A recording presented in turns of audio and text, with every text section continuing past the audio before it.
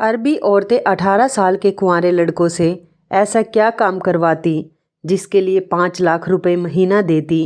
राज जानकर आपके भी रोंगटे खड़े हो जाएंगे। मेरा नाम सुनील है।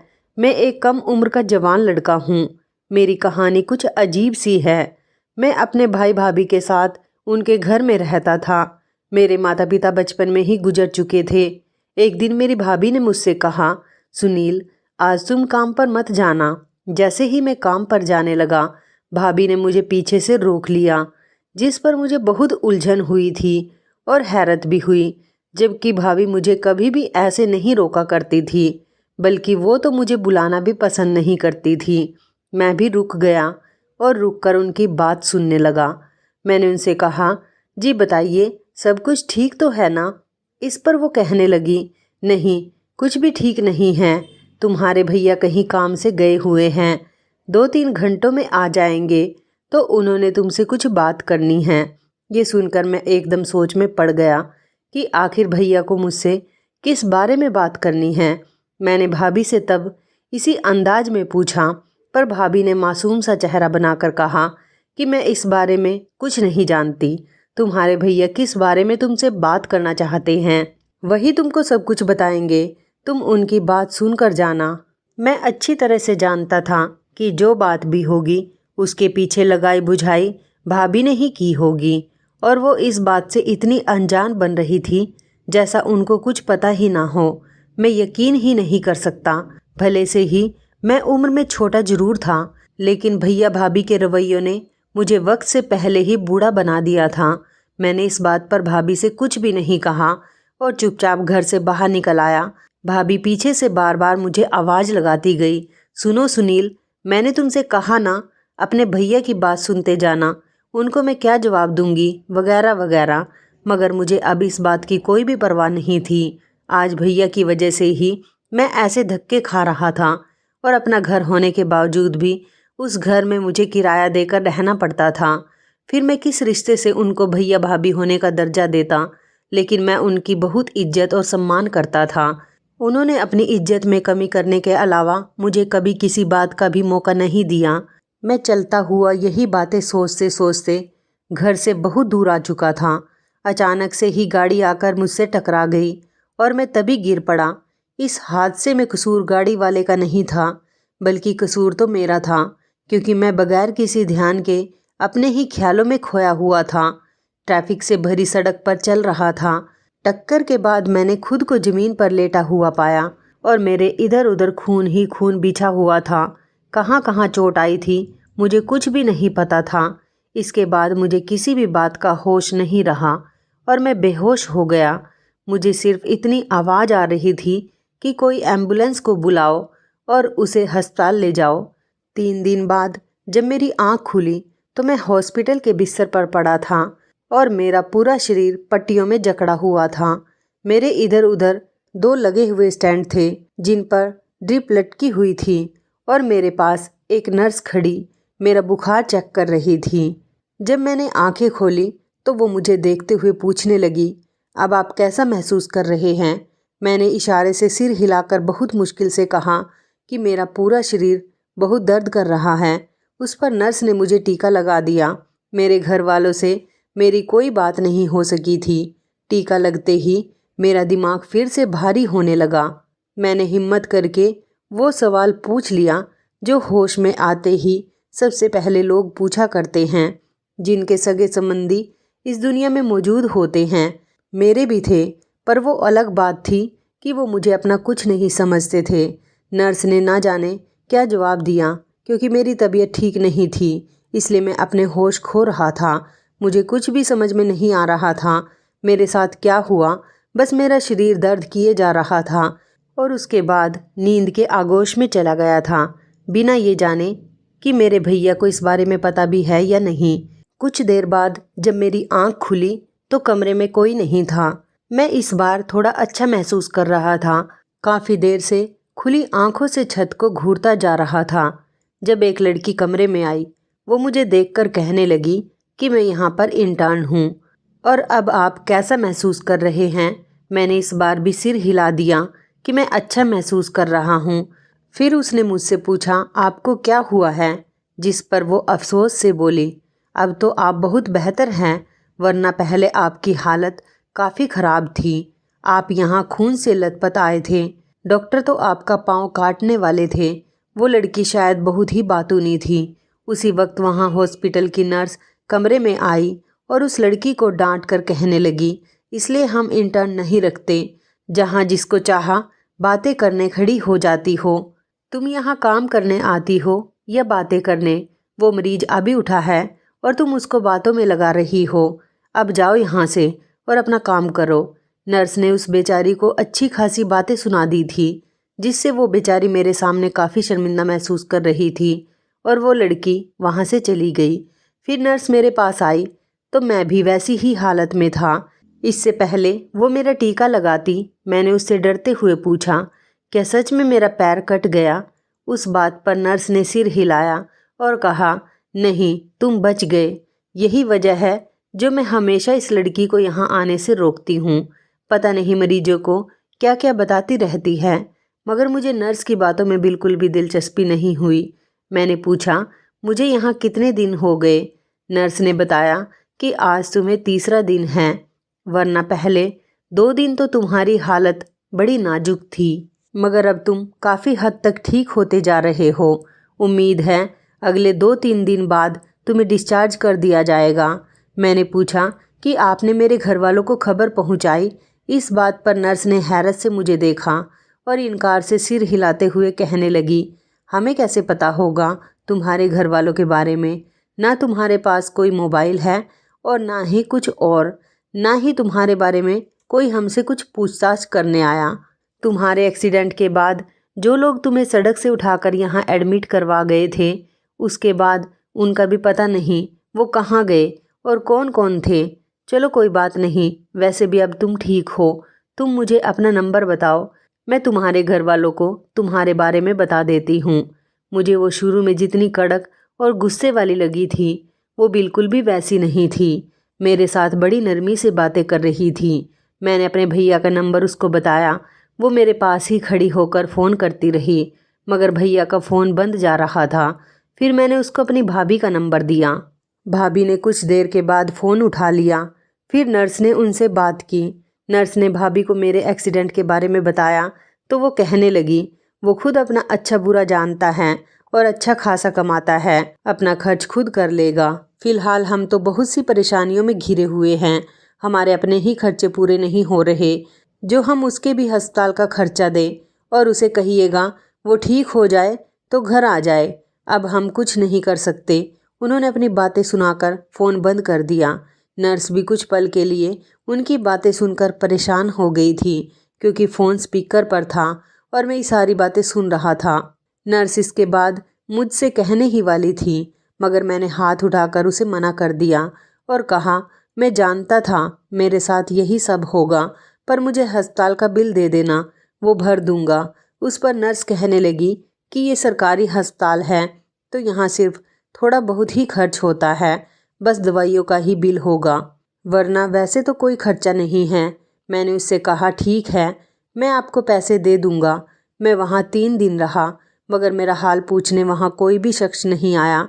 3 दिन बाद मुझे जब डिस्चार्ज किया गया तो मैं घर जाने के बजाय एक चाय की दुकान पर जाकर बैठ गया, क्योंकि घर जाने का मेरा बिल्कुल भी मन नहीं था। काफ़ी देर मैं उस दुकान पर बैठा रहा और सोचता रहा कि काश कोई मेरा भी अपना होता। मेरे शरीर पर पट्टियाँ बंधी हुई थी, हालांकि मेरा दर्द काफ़ी हद तक ठीक हो चुका था। वहीं बैठे बैठे मुझे ख्याल आया, क्यों ना मैं घर चला जाऊं। यहाँ बैठकर मैं खुद को ही तकलीफ़ पहुंचा रहा हूँ, तो बेहतर है घर जाकर चुपचाप कमरे में बंद हो जाऊंगा। ना किसी से कोई सवाल करूंगा और ना ही उनके सवालों का जवाब दूंगा। ये सोचकर मेरे दिल से बोझ खत्म हो गया था और मैं बड़ी मुश्किल से घर के पीछे चला गया। मेरे घर में लोहे की सीढ़ियाँ थी और उनका रास्ता ऊपर की तरफ जाता था। मेरा कमरा छत पर ही था। वैसे तो आमतौर पर मैं घर के अंदर वाली सीढ़ियाँ इस्तेमाल करता था, मगर उस वक्त मैंने वही लोहे की सीढ़ियाँ जो छत की तरफ जाती थी, उन्हीं को इस्तेमाल करके सीधा अपने कमरे में पहुंचकर दरवाज़ा अंदर से बंद कर लिया। मुझे भूख नहीं थी, इसलिए मैंने खाना भी नहीं खाया था। अपने बिस्तर पर लेटकर मैं सोचने लगा कि अब मुझे कल अस्पताल के उस छोटे मोटे बिल को भी जमा करना है। मैं उसको कैसे जमा करूँगा? मेरा कमरा भी वैसे ही गंदा हो रहा था जैसे मैं छोड़कर गया था, क्योंकि मेरे कमरे में तो ताला लगा था, इसलिए किसी ने यहाँ आने की कोशिश भी नहीं की। बल्कि मुझे किसी ने भी अस्पताल में आकर नहीं पूछा। वो तो फिर भी एक बेजान कमरा था, उसे कौन पूछता। पूरी रात मेरी बड़ी बेचैनी से और सोचते हुए गुजरी। आधी रात को मेरे पैर में दर्द होने लगा, मगर जैसे तैसे मैंने बर्दाश्त कर लिया और अपने दर्द को बिना आवाज़ के ही सहन करने की कोशिश की। मैं और भैया तो एक ही माँ बाप की औलाद थे, फिर वो क्यों बदल गए थे? मैंने तो हमेशा उनकी इज्जत की, मैं उनकी हद से ज़्यादा इज्जत करता था। उन्होंने हमेशा मुझे ये सोचने पर मजबूर किया कि उनसे मेरा कोई ताल्लुक़ नहीं है। मेरे पास अपनी जमा पूंजी रखी थी, वो उठाई और पहले तो अस्पताल जाकर उनके बिल अदा किए और फिर काम पर चला गया। मैं एक होटल पर वेटर का काम करता था। जब मैं होटल में गया तो वहाँ के मालिक ने मुझे देखते ही मुझसे पूछा, कहाँ थे तुम इतने दिनों से? जब पट्टियों में मेरे पैरों को जकड़े हुए उन्होंने देखा तो वो खुद ही समझ गए और मुझे देखकर उन्होंने मुझसे कहा, सुनील, तुम इतने दिनों से नहीं आए, हमारा तो काम है ये। अपने काम को हम तुम्हारे नाम से बंद तो नहीं कर सकते थे ना। हमने नया लड़का रख लिया, जाहिर सी बात है इतने दिन तुम्हारा कौन इंतज़ार करता। मगर मुझे फिर भी इस बात का दुख हुआ कि आज तक मैंने अपने मालिक को कभी शिकायत का मौका तक नहीं दिया और उन्होंने मेरे कुछ दिन ना आने पर फ़ौरन ही नया लड़का काम पर लगा लिया। लेकिन जहाँ शिकायत मैंने अपने सगे भाई से नहीं की थी तो उससे क्या कहता। मैंने मालिक से कहा कि मालिक, मैं खाते का काम कर लेता हूँ, मगर मुझे नौकरी से मत निकालिए। पर वो मुझे रखने को तैयार ही नहीं थे। बस उन्होंने बातों को गोलमोल घुमा दी और कहने लगे, तनख्वाह नहीं है, ये नहीं है, वो नहीं है। मैं उनकी बातों के घुमाव को समझ चुका था, मतलब वहाँ से भी मुझे साफ जवाब मिल चुका था। मैं बेबसी से जैसे ही मुड़ने लगा तो वो मालिक मुझसे कहने लगे, देखो, मैंने जानबूझकर तुम्हें नौकरी से नहीं निकाला। मैं तुम्हें इसके पीछे का सच बताता हूँ। इसके पीछे एक बहुत बड़ी वजह है। मैंने उनको नज़रअंदाज करना चाहा, मगर मालिक ज़बरदस्ती मुझे कमरे में ले गए और बोले, मैं जानता हूँ इस वक्त तुम कितने मजबूर हो, मगर मुझे भी तुम्हारा ख्याल है। सालों से तुम मेरे पास काम कर रहे हो, मगर मुझे तुम्हारी तरफ से कभी शिकायत नहीं मिली। तुम्हें याद है वो अरबी औरत? मैं मालिक की बातें बिना ध्यान दिए ही सुन रहा था और बिना कुछ समझे ही मैंने उनकी बात पर सर हिला दिया, मगर शायद मुझे उनकी बात पर यकीन नहीं था। तभी वो मुझे समझाने के लिए कहने लगे, तुम्हें याद है ना, एक बार हमारे होटल में मोटी सी औरत एक बड़ी सी कार में आई थी और भारी टिप भी तुम्हें देकर गई थी और अरबी में ही बात करती थी। वो अभी भी मेरी तरफ ऐसे देख रहे थे जैसे शायद वो बात अब मुझे याद आ गई हो, मगर मुझे वो पहले ही याद आ चुकी थी। सो मैंने कहा, हाँ, याद आया, आगे बताइए क्या बात है। वो तुम्हें देख कर गई थी, तुमने ही उनका ऑर्डर पूरा किया था। एक हफ्ता पहले ही वो तुम्हारे बारे में पूछ रही थी। मैंने कहा, पता नहीं वो क्यों काम पर नहीं आ रहा। उसके बाद वो रोज़ यहाँ पर आती है, इसी वजह से मैं तुम्हें यहाँ नहीं रखना चाहता। मुझे डर है कि वो तुम्हें सच में ढूंढकर अपने साथ ना ले जाए। आगे तुम्हारी मर्जी है। मैं सोचना चाह रहा था कि कहीं मालिक झूठ तो नहीं बोल रहे, मगर चाह कर भी ये सोच नहीं सका, क्योंकि मुझे यकीन था वो शख्स मुझसे झूठ नहीं बोल रहा। मैं और मालिक अंदर कमरे में ही थे। इतने में ही एक लड़के ने मालिक को बताया कि वही अरबी औरत आई है और सुनील के बारे में पूछ रही है। तब मेरा यकीन और भी ज़्यादा पक्का हो गया था। मालिक ने मेरी तरफ देखा और मुझसे पूछने लगे, अब बताओ, आया तुम्हें यकीन मेरी बात का? इससे पहले वो जाकर उस औरत को मना करते कि यहाँ पर कोई सुनील नहीं। मैं होटल के पीछे वाले रास्ते से बाहर निकल गया। मालिक ने भी जाकर उस औरत को यही कहा कि काफ़ी दिनों से वो काम पर नहीं आ रहा। मैं उस औरत की गाड़ी को पहचानता था, क्योंकि पहली ही बार जब मैंने उसकी गाड़ी को देखा था, देखते ही मुझे उसकी गाड़ी बहुत पसंद आई थी। मैं उसकी गाड़ी के पीछे जाकर खड़ा हो गया और आकर अपनी गाड़ी में बैठी तो साथ ही मैं भी शीशे की तरफ झांकने लगा और मैंने उस औरत से पूछा, आप मुझे क्यों ढूंढ रही हैं? उसने मेरी तरफ देखा और मेरी बात पर वो बिल्कुल भी नहीं डरी। बड़े आराम से आगे का दरवाज़ा खोलकर मुझे बैठने का इशारा किया। मुझे एक पल के लिए तो डर भी लग रहा था। फिर मैं आर या पार का फैसला करते हुए उस गाड़ी के अंदर बैठ गया। वैसे भी किसी को मेरा कोई ख्याल नहीं था जो मैं उससे डरता फिरता। मैंने उससे कहा, हाँ बताओ, क्यों आती हो रोज़ मेरा पता करने यहाँ पर? उस औरत ने कोई भी जवाब नहीं दिया और चुपचाप गाड़ी चलाती रही। मैंने 2-3 बार उससे फिर वही बात पूछी, मगर वो तो अपना मुंह बंद किए बैठी थी। उसका कोई जवाब ना आने पर मैं भी चुपचाप बैठ गया, क्योंकि बोलने का फ़ायदा नहीं था। आधे घंटे बाद उसने गाड़ी कोठी के सामने रोक दी। चंद लम्हों में कोठी का दरवाज़ा खुला तो गाड़ी अंदर चली गई। अंदर जाकर उसने नौकर को इशारा किया तो वो मुझे उसके पीछे ड्राइंग रूम में लेकर चला गया। मैंने अभी भी बेचैनी से पूछा कि तुम मुझे यहाँ पर क्यों लाई हो, जबकि मैं 1000 बार तुमसे एक ही सवाल पूछ चुका हूँ, मगर तुम मुझे कोई जवाब नहीं दे रही हो। कुछ देर के बाद उसकी चुप्पी टूटी और वो कहने लगी, मैंने तुम्हें ज़बरदस्ती अपनी गाड़ी में नहीं बिठाया था, तुम अपनी मर्जी से गाड़ी में सवार हुए थे। रही बात तुम्हें ढूंढने की, तो मुझे एक नौकर चाहिए था। इस बात पर मैं हैरानी से बोला, तो कोई भी दूसरा नौकर रख लेती, मेरे लिए वहाँ उस होटल के चक्कर क्यों लगा रही थी? वो थोड़े अंदाजी शब्दों के साथ बोली, तुम नहीं समझोगे मासूम बच्चे, मगर खैर ये तुम्हें सारा काम समझा देगा और अब तुम ही मेरे घर के हेड सर्वेंट होंगे। मैंने हैरानी की आवाज़ में कहा, अगर मैं यहाँ पर काम ना करूँ तो? वह बोली, मत करो, तुम यहाँ से जा सकते हो, मगर मुझे यकीन है तुम यहाँ पर हर हाल में काम करोगे। तुम्हें यहाँ रहने की जगह भी मिलेगी, तनख्वाह भी मिलेगी और दुनिया का ऐशो आराम भी मिलेगा। जो तुम चाहोगे यहाँ वैसा ही होगा। मैंने कहा, लेकिन मुझ पर इतनी मेहरबानी क्यों? मैं अभी तक हैरान था, क्योंकि ये सब कुछ बिना मतलब के नहीं मिलता। मगर इस औरत ने कोई जवाब नहीं दिया और वहाँ से चली गई, जबकि पीछे से मैं इस वक्त उस पर गौर करने लगा कि ऐसी क्या बात है। आखिर ये औरत मुझे यहाँ नौकरी पर क्यों रखना चाहती है और मुझ पर इतनी मेहरबान क्यों है और मेरे लिए उस होटल के इतने चक्कर क्यों लगा रही थी? ऊपर से कितने यकीन से कह रही थी कि तुम मेरे हेड सर्वेंट हो और मेरे लिए काम करोगे। मैंने बहुत सोचा, जितना दिमाग लड़ा सकता था लड़ा लिया, मगर किसी तौर पर भी मुझे उस औरत का मतलब समझ में नहीं आ रहा था। थक हार के मैं वहीं बैठ गया। जब एक नौकर आया और मुझे अपने साथ सर्वेंट क्वार्टर में ले आया। मेरा क्वार्टर सबसे प्यारा और खूबसूरत था। उस औरत ने एक बार भी मुझसे मेरी मर्जी नहीं पूछी कि तुम यहाँ पर काम करोगे या नहीं, और वो नौकर भी उसी अरबी औरत की तरह था। उसने भी मुझसे नहीं पूछा कि क्या मैं क्वार्टर खोल दूँ। उस नौकर ने मुझे क्वार्टर के पास लाकर खड़ा कर दिया बगैर मेरी मर्जी जाने। मैंने भी खुद को हालात के सहारे पर छोड़ दिया।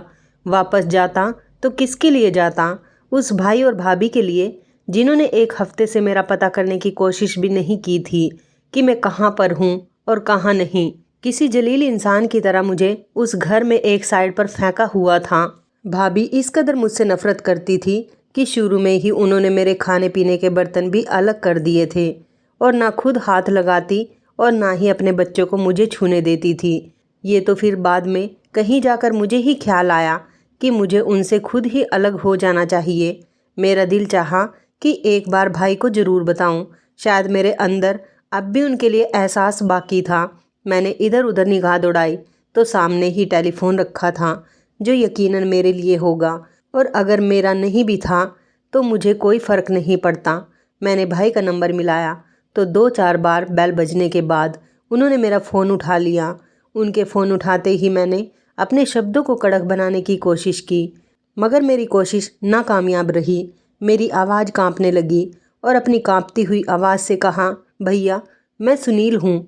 मेरा नाम सुनते ही उनकी तरफ से खामोशी छा गई थी। फिर वो सख्ती के साथ बोले, कहाँ हो तुम इतने दिनों से? मैं ये नहीं पूछूंगा तुमसे, क्योंकि तुम अपनी मर्जी के खुद मालिक हो। अब ये बताओ, यहाँ फ़ोन क्यों किया तुमने? मेरा दिल तो एकदम भैया की ये सारी बातें सुनकर टूट गया। मैंने धीरे से कहा, भैया मेरा एक्सीडेंट हो गया था। मगर वो बात काट कर बोले, जानता हूँ मैं, तुम्हारी भाभी ने बताया था इस बारे में, मगर ये भी यकीन है तुम्हारी तरह तुम्हारी एक्सीडेंट वाली बात भी झूठी होगी। खैर जहाँ भी हो वहीं रहो, घर आना चाहो तब भी नहीं रोकूंगा, मगर दोबारा यहाँ फ़ोन मत करना। ये बात कहते ही फ़ोन कट गया।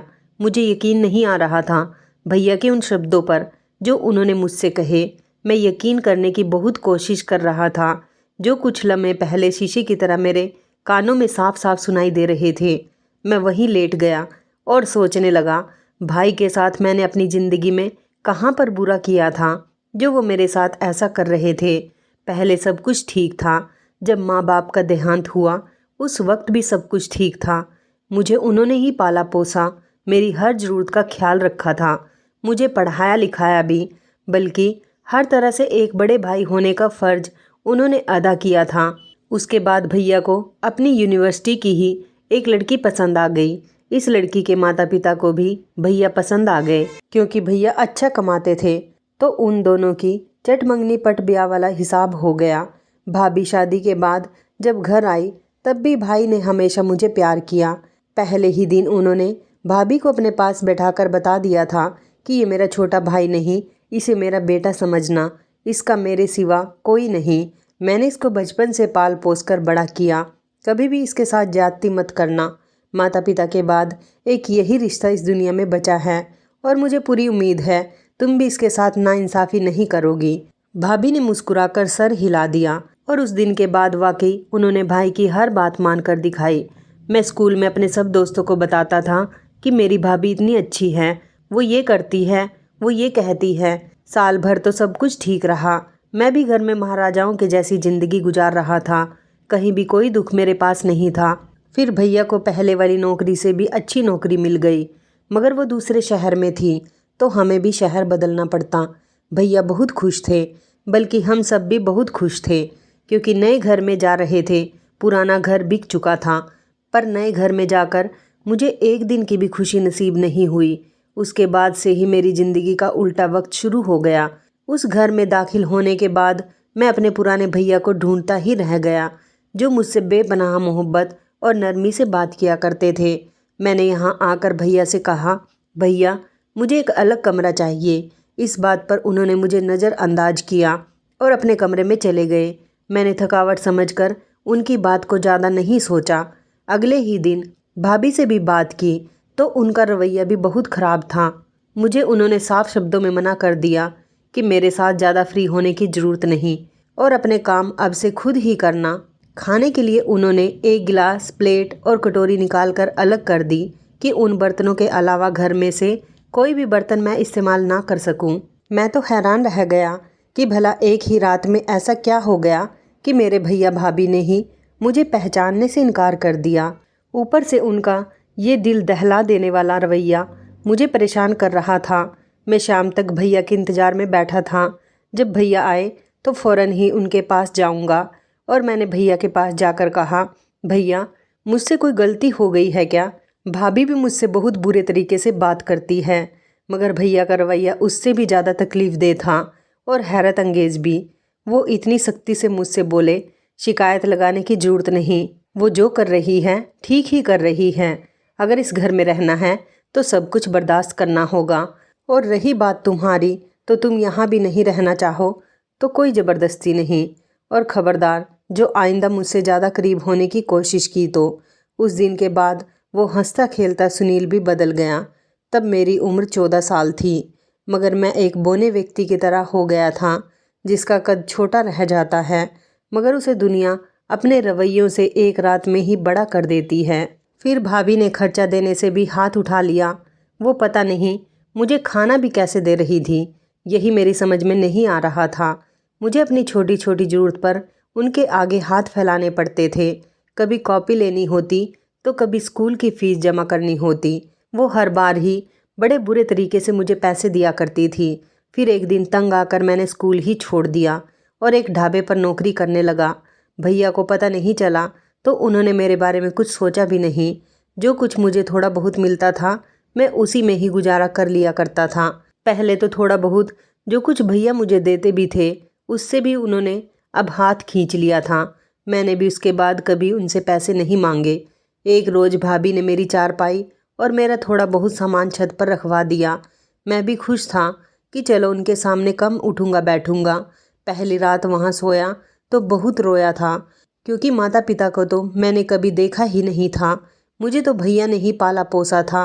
अब तक एकदम से उनका बदलता हुआ रूप मेरे लिए मेरे दिल पर जख्म कर चुका था।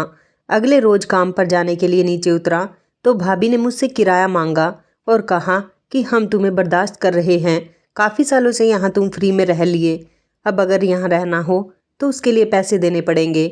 मैंने जेब में हाथ मारा और जितने पैसे थे उनकी हथेली पर रख दिए। मुझसे पैसे लेते हुए वो कहीं से भी पढ़ी लिखी नहीं लग रही थी। घर में किराया देता हूँ ये बात भैया को भी मालूम हो गई थी, मगर वो चुप थे, बल्कि शायद उनकी ज़िंदगी में अब मेरे लिए एक चुप ही रह गया था। बस फिर उसके बाद से मैं वहाँ पर हर महीने किराया दिया करता था और खाना ढाबे से ही खाता और रात के लिए साथ में भी ले जाता।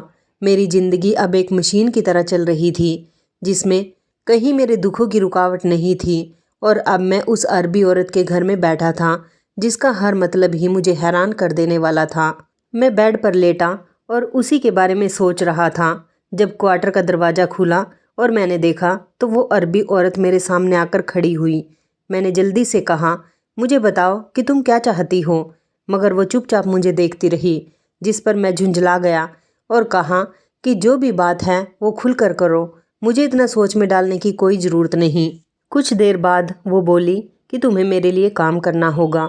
मैंने कहा, ये बात तुम बता चुकी हो, इसके बाद बताओ। मगर वो मुझसे हंसते हुए बोली, नहीं, वो काम नहीं जो तुम समझ रहे हो, मैं तुमसे कुछ खास काम लेना चाहती हूँ। मैंने कहा, कैसा काम? अब की बार मैंने तेज़ी से कहा तो वो बोली, तुम्हें एक काम सिखाया जाएगा, तुम्हें सोना बनाना होगा और फिर वो सोना तुम मेरे असिस्टेंट बनकर बेचना। मुझे बड़ी हैरत हुई कि ये औरत क्या बात कर रही है। मैंने कहा, तुम्हारी बात बिल्कुल भी समझ में नहीं आ रही, तुम मुझे खुलकर समझाओ। उसने गहरी सांस भरी और कहने लगी, मैं अरबी औरत हूँ, सब मुझे जानते हैं, मगर मैं यहाँ असल काम सोना बेचने का करती हूँ, तो सब लोगों को मुझ पर एतबार है। तुम सोना बनाओगे और हम मिलकर बेचेंगे। मुझे तो सोना बनाना भी नहीं आता। मैं अभी भी उसकी बात को पूरे तरीके से समझ नहीं पा रहा था। वो बोली, मैं सिखाऊंगी। मैंने कहा, तो तुम खुद ही बना लो ना फिर, तुम्हें मेरी क्या ज़रूरत है। उस पर उस औरत की शक्ल देखने वाली थी, मगर वो खुद पर कंट्रोल करते हुए बोली, नहीं, तुम ही बनाओगे, मगर वो असली सोना नहीं होगा। जो फार्मूला हम इस्तेमाल करेंगे उससे खोजना बहुत मुश्किल है कि सोना असली है या नकली। मैंने इनकार कर दिया कि मैं ये काम हरगिज़ नहीं करूँगा, मगर वो औरत बहुत ज़िद्दी थी। उसने मुझसे कहा, दुनिया तुम्हें कोई अच्छाई के अवार्ड नहीं देगी, लेकिन तुम ये काम करोगे तो मैं तुम्हें बेशुमार मालामाल कर दूंगी। इस काम के पकड़े जाने का खतरा बहुत कम है, वगैरह वगैरह। फिर आखिर में मैं मान ही गया, क्योंकि हर तरह से ही मैं तंग आ गया था। कोई घर बार नहीं था और ना ही अपनों का साथ। जिंदगी बेकार हुई पड़ी थी, तो ऐसे में भला मुझसे अच्छाई की उम्मीद रखना कहाँ की अक्लमंदी थी। तो मैं मान गया और इस अरबी औरत के लिए हर वो काम करने लगा जो वो मुझसे कहती थी, जिसमें सिर्फ सोना बनाना ही नहीं, मुंशियों के सारे काम भी शामिल थे और भी इसी तरह के बुराई वाले काम थे। मैं तो बहुत हैरान था कि एक औरत भला ये सब कुछ कैसे संभाल सकती हैं, मगर हिम्मत है इसकी। मेरे बैंक अकाउंट में भी 18 साल की उम्र में पैसे ही पैसे भरने लगे थे। एक दिन मुझे पता चला कि भैया का एक्सीडेंट हो गया, तो मैं उन्हें देखने अस्पताल चला गया। भले ही उन्हें मुझसे कोई रिश्ता नहीं रखना था, मगर मेरे लिए तो वो मेरे माता पिता का ही दर्जा रखते थे। मैंने भैया को मिलना चाहा तो उन्होंने किसी बात का जवाब नहीं दिया, जबकि मैं खड़ा होकर उन्हें देखता रहा। उधर भाभी पास में ही खड़ी थी और फ़ोन पर किसी से पैसों का पूछ रही थी। मैंने उसी वक्त पैसों का लिफाफा उनके आगे कर दिया, मगर भैया ने उन पैसों को लेने से साफ इनकार कर दिया। भाभी ने भी उन पैसों की तरफ नज़रें उठाकर भी नहीं देखा। मैंने उनको बहुत मनाने की कोशिश की कि चलिए, आज तक आपने मुझ पर जो भी खर्च किया ये सूद समेत वापस ले लीजिए, मगर भैया की ना को मैं हाँ में ना बदल सका और मैं भी बेदिली के साथ कमरे से बाहर निकला। मैंने बाहर आकर देखा, भाभी डॉक्टर से बात करके जैसे ही फ्री हुई मैं उनके पास चला आया और हाथ जोड़कर कहा कि भाभी, मुझे बताओ कि मुझसे क्या गलती हुई, मैं अपनी गलती को सुधार लूँगा। मगर वो भी मेरी बात सुनने को तैयार नहीं थी।